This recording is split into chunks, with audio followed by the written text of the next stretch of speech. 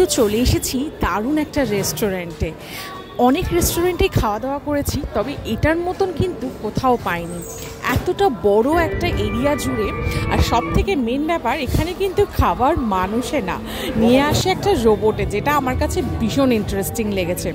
আমরা দুজনে নিয়েছিলাম এরকম একটা সম্পূর্ণ পরিপূরক বাঙালি থালি।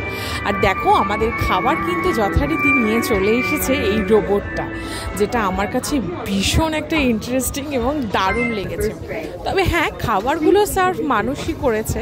এটা যদি রোবটটা করতো তাহলে হয়তো ব্যাপারটা আরও বেশি জমজমাট হতো। চলো শেয়ার করা যাক। প্রথমেই থালিতে আমরা কি কি নিয়েছিলাম।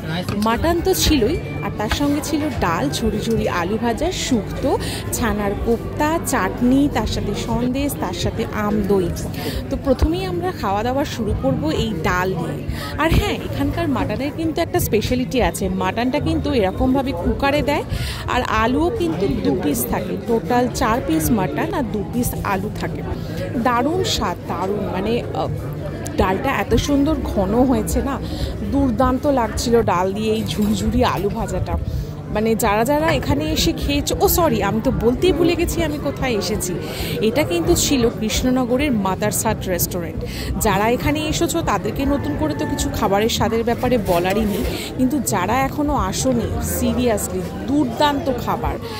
এই যে শুক্তোটা খাচ্ছি না, মানে অনেক জায়গাতেই খাওয়া দাওয়া করি, তোমাদের ভিডিও শেয়ার করি, তোমরা পেজ দেখলে অবশ্যই জানতে পারবে। কিন্তু বিশ্বাস করো, এত সুন্দর একটা রেস্টুরেন্টে, একটা এসি ঘরের মধ্যে বসে এত সস্তায় এত সুন্দর টেস্টি খাবার দাবার জাস্ট ভাবা যায় না।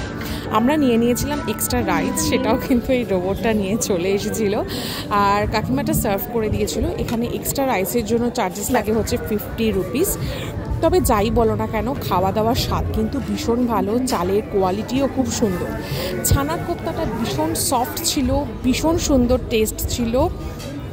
প্রত্যেকটা খাওয়া দাওয়ার এখনও পর্যন্ত যে কটা খেয়েছি, এত সুন্দর স্বাদ তোমাদের বলে বোঝাতে পারবো না। আর শেষে কিন্তু নিয়েছিলাম এরকম মাটন কষা, যেটা তোমাদের বললাম যে এরকম 2 পিস করে মাটন আমরা দুজন নিয়েছিলাম, আর তার সঙ্গে নিয়েছিলাম এরকম আলু। আর মাটনটা কিন্তু ওনারা অর্ডারের পরেই কুক করে, যেটা উনি বললেন আগে থেকে কুক করা থাকে তারপরে গরম করে দেয়, সেটা একদমই না। মানে অর্ডার আসলে সেটাকে ভালো করে কুক করা হয়। আর হ্যাঁ, মাটনটা সত্যি ভীষণ গরম ছিল, হাত দিয়ে ধরলেই বুঝতে পারছি। মাটনটার কালারটা যা সুন্দর, অ্যারোমা আসছিল, উফ কি সুন্দর স্বাদ। আর মাটনটা এত সুন্দর সফট ছিল। তবে একটা বেশ ভালো ব্যাপার কি লেগেছে, যে মাটনটা যে মশলা দিয়ে ম্যারিনেট করেছে বা ম্যারিনেশন ছিল, মাটনের মধ্যে সেই মশলার ফ্লেভারগুলো পাওয়া যাচ্ছিল, যার জন্য মাটনের স্বাদটা কিন্তু আরও দারুণ লাগছিল। সত্যি এখানকার খাওয়া দাওয়া এত সুন্দর, আমি হয়তো তোমাদের বলছি, জানি না কতটা তোমাদের বোঝাতে পারছি।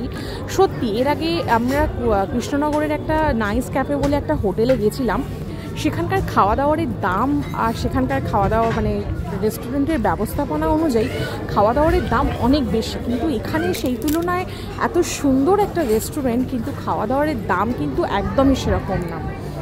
যাই হোক, খাওয়া দাওয়া তো শেষের পর্যায়ে। সন্দেশটাও ভীষণ সুন্দর সফট ছিল, আম দইটাও কিন্তু দারুণ ছিল। যাই হোক, তোমাদের ভিডিওটা কেমন লাগলো অবশ্যই কমেন্ট করে জানিও। আর কারা কারা গেছো তোমরা মাদারসাটে, তোমাদের খাবারের রিভিউ কিন্তু কমেন্ট করে জানাতে অবশ্যই ভুলবে না। তো চলো টাটা, দেখা হবে একটা নতুন